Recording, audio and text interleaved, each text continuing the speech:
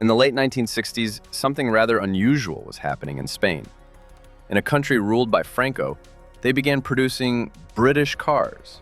Under the Spanish brand Authi, Mini and several other models from the British Leyland group were rolling off the assembly line at a local factory.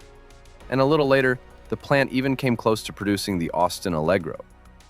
But this industrial experiment lasted only a single decade and ended in a very unusual story that almost nobody remembers today. After the defeat of Nazi Germany, most countries viewed Spain either unfavorably or very unfavorably. Although Spain had formally remained neutral during the Second World War, for much of the conflict it was politically aligned with the Third Reich. As a result, Spain found itself largely isolated. Most member states of the United Nations cut diplomatic relations with Madrid, France closed its border, and in the Spanish capital, only the embassies of Argentina and Portugal continued to operate normally. Francisco Franco was widely criticized for his close relationship with Hitler, and it is hard to say how long Spain might have remained an international outcast if the Cold War had not begun. By the late 1940s, Franco had declared his readiness to support the United States and Western Europe in what many at the time believed could become an inevitable military confrontation with the Soviet Union. This shift gradually changed Spain's position. The United States began restoring relations with the Franco government, and Western European countries soon followed.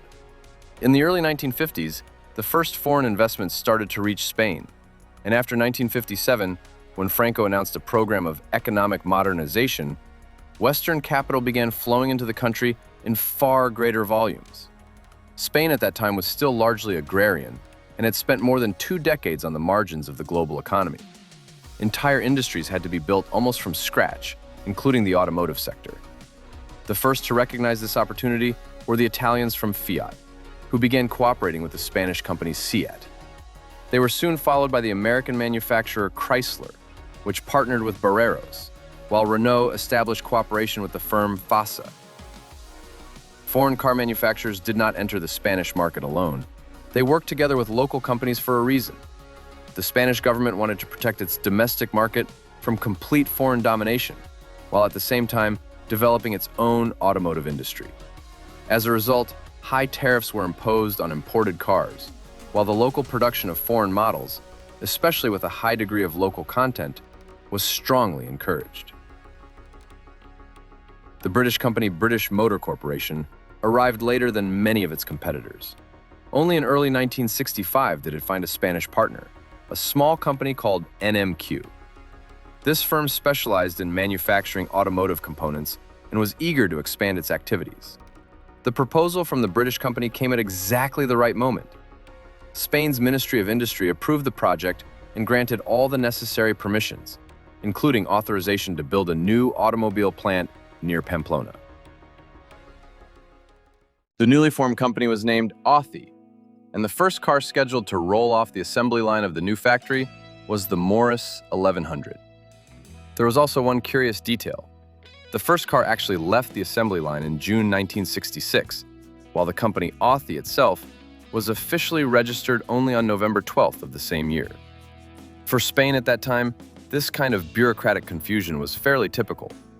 The Authi factory itself was quite large.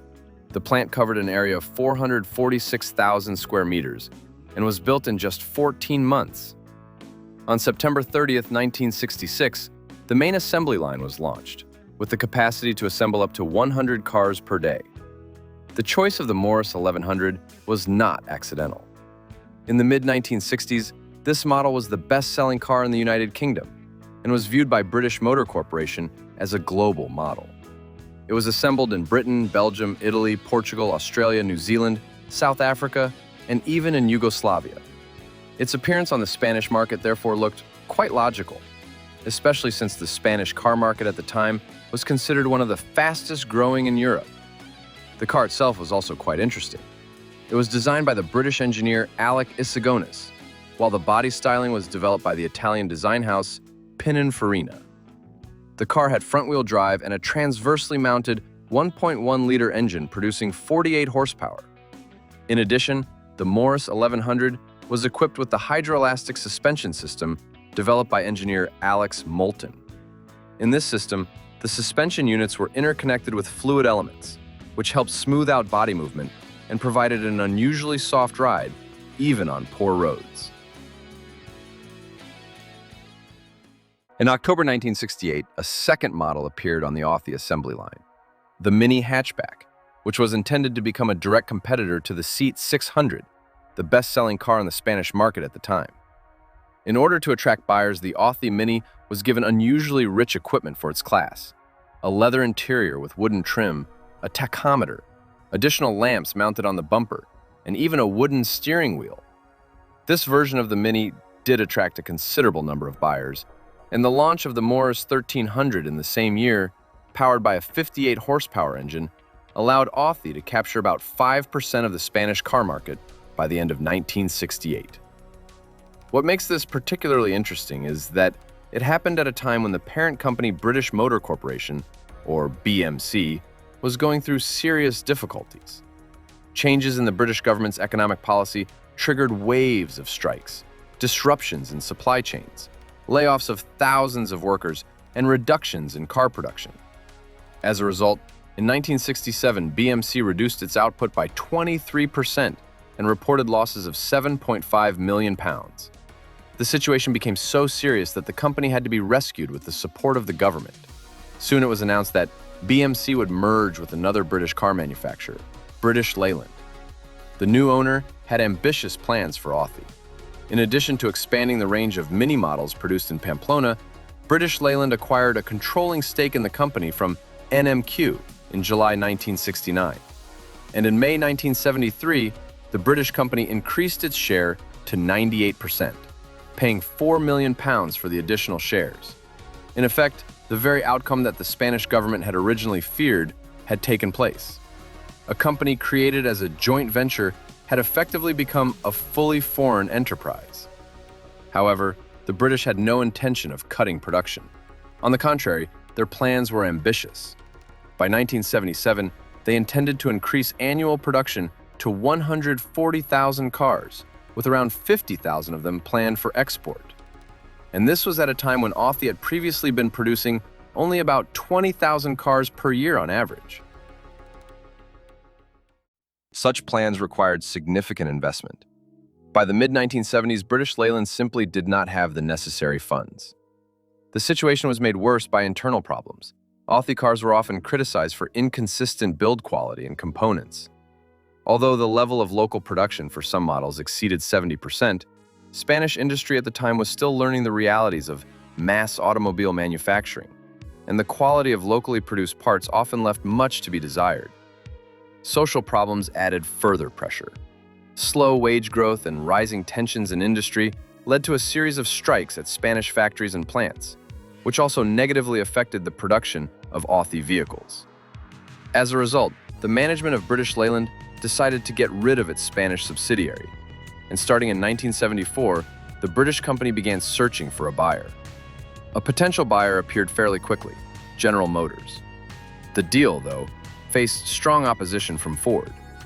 The American company had just begun establishing itself in the Spanish market and had invested heavily in building a new, modern factory in Valencia. It was there that Ford planned to start production of the promising new Fiesta model. The idea that General Motors could enter the market by simply acquiring an existing plant without making similar investments was received very badly in Detroit. Then an unpleasant incident suddenly entered the story. In October 1974, a fire broke out at the Authi factory. The official cause was listed as unknown circumstances. Almost immediately, however, rumors of arson began to circulate, and many observers at the time believed the fire was unlikely to have been accidental. No proof was ever found. Whatever the case, the fire effectively ended the planned deal with General Motors.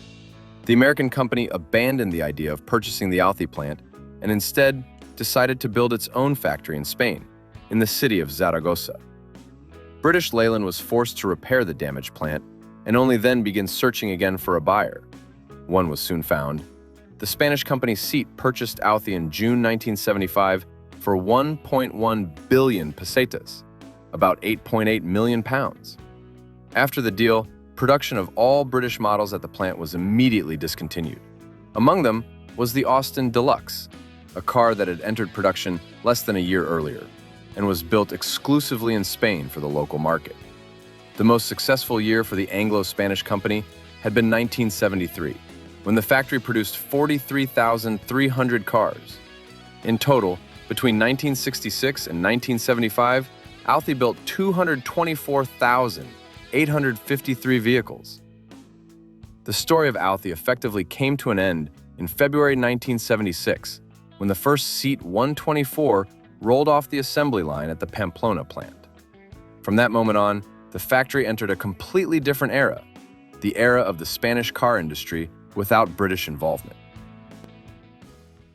The Authi brand is almost unknown outside Spain and does not hold any particular status among collectors. In fact, relatively few people are even aware that it ever existed. In Spain itself, however, these cars are viewed quite differently. There they are seen as rare vehicles from the Franco era, and as a small but curious chapter in the country's automotive history.